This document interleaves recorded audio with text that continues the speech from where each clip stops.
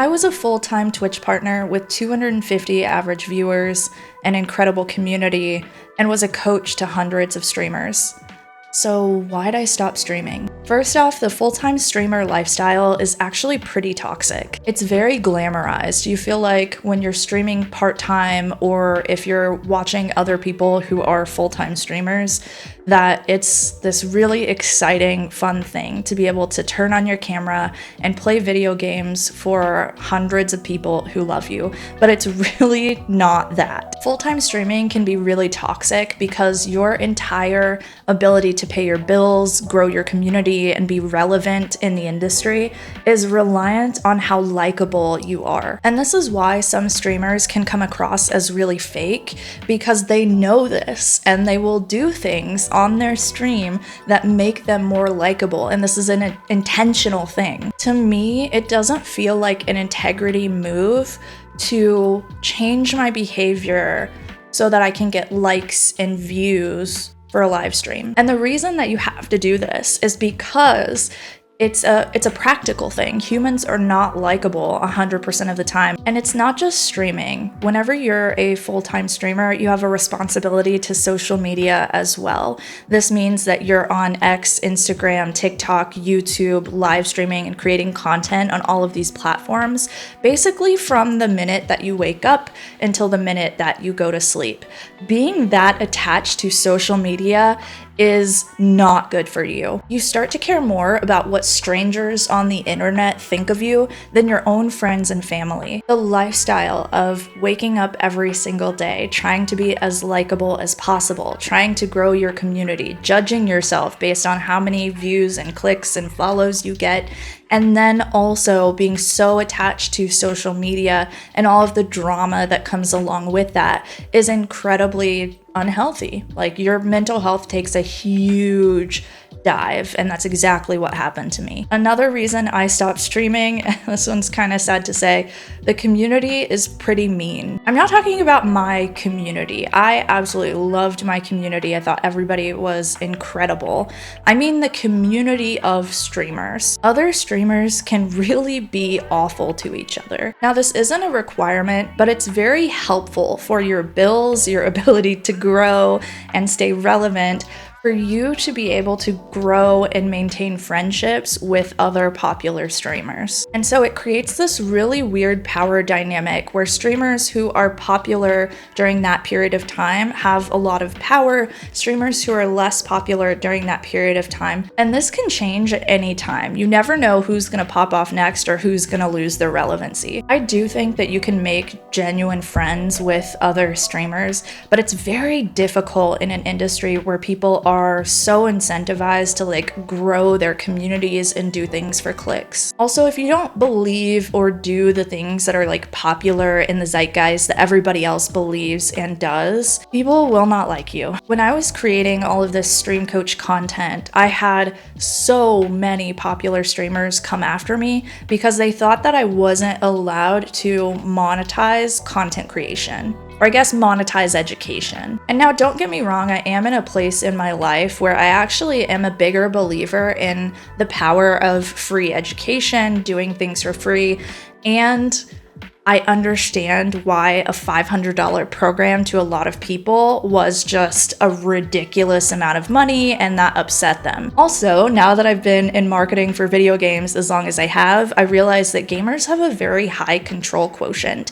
And whenever they feel like something is out of their control, it makes them very uncomfortable. This is why you get so many gamers who very loudly voice their opinions on social media. Gamers are in control whenever they play video games, but they're not in control of the broader industry. And so this means that things that are new or that break the mold are things that they will feel a certain type of way about, and you're gonna get bloodied if you're somebody who is doing something completely new. And just personally, I don't really like that. I think that is like anti-innovation, right? I think it's important to do new things and to progress an industry that you really love. Why would I want to stay somewhere where I'm not allowed to be on the forefront of development? The culture has also changed a lot. Back whenever I was streaming a ton, so this was like 2015 to 2020 or maybe even 2019, the culture was very different. It felt like people were much more supportive. Yes, people still did things for clicks, but the amount of clickbait or like rage farming that goes on now is just completely different because people know that it works now. Not as many people knew that it worked back then. So this has created a situation now where people will actually attack each other for views, and it's actually beneficial to them to do that. You get more money by calling people out or making people feel awful about themselves and creating this like divisive culture. And some people love that. Some people thrive in that. But that's not me. It doesn't feel productive to me. Another reason I stopped streaming is because the money is awful for how much you work. You guys have probably seen this. I was working like 80 to 100 hours a week and not even making minimum wage for the amount that I was working. I did have a handful of things that I did that were financially successful for me. One of those being writing my ebook. It was really cool to launch a book and then like go to bed and I woke up and the pre-sale had already made like $1,500. That was an astronomical amount of money to me at the time, and that was really cool to see. Coaching was pretty profitable for me. I think I was charging around $100 an hour. There were some days I'd have like 6 calls, but it was also really exhausting, and I was doing this on top of creating all of the content and going live all the time. So it was a lot and I burned out multiple times. My program, Stream Coach Academy, actually wasn't that profitable. So each launch we would have maybe about 4 launches a year. Each launch made around $12,000, but that was split between multiple team members. So I think we'd have 6 or 7 team members typically. So I was only taking home maybe a couple $1,000s 4 times a year from that program. Compare that to now, where I'm basically a content creator for companies. I work in marketing, I have multiple clients, and I can make thousands of dollars each month per client. I still get to do content creation. I still work with communities that I love, but I'm making like 10 times the amount of money that I ever made as a streamer. Another reason I don't stream on Twitch anymore, I mean, I've talked a lot about how like toxic the culture can be and how the community has kind of changed, but I've also changed as a person too. There was a time, especially in my 20s, where I wanted to take all of these stances on behalf of things that I believed in. I wanted to present this like very passionate view, but I'm really not interested in that kind of content anymore.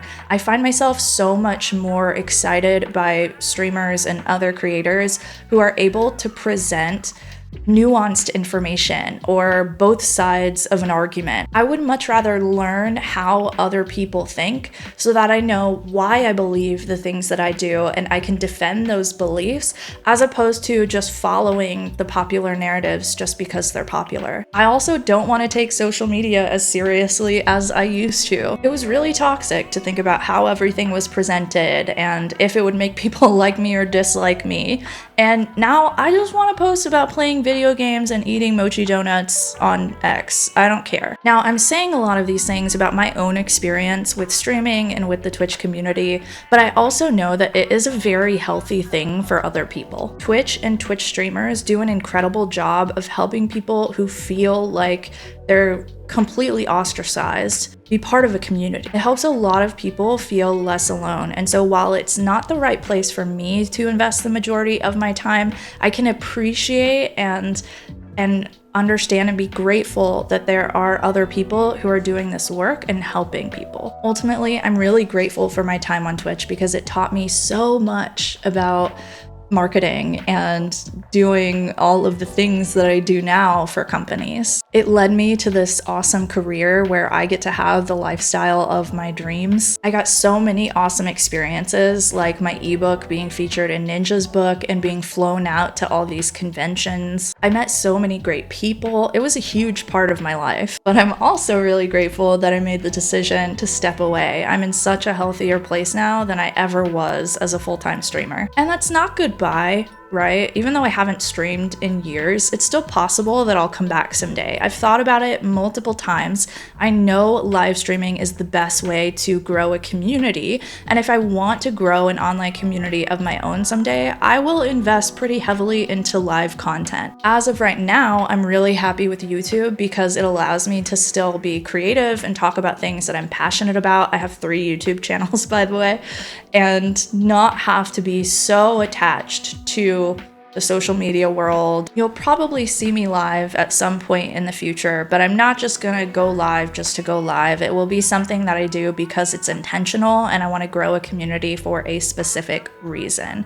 That being said though, I'm still creating videos on this channel and my other 2 channels. I'll leave links to those down below. Let me know what you guys want to hear about. I'm happy to still talk about how to grow on Twitch. As a marketer, I have learned so much new information I could share with you, or I can teach you how to grow on other platforms. I'm also exploring short video a lot right now and trying to learn as much as I can from the people I've seen be very successful at it, some of them being previous Stream Coach Academy students, by the way. And yeah, let me know what you want to see. Bye.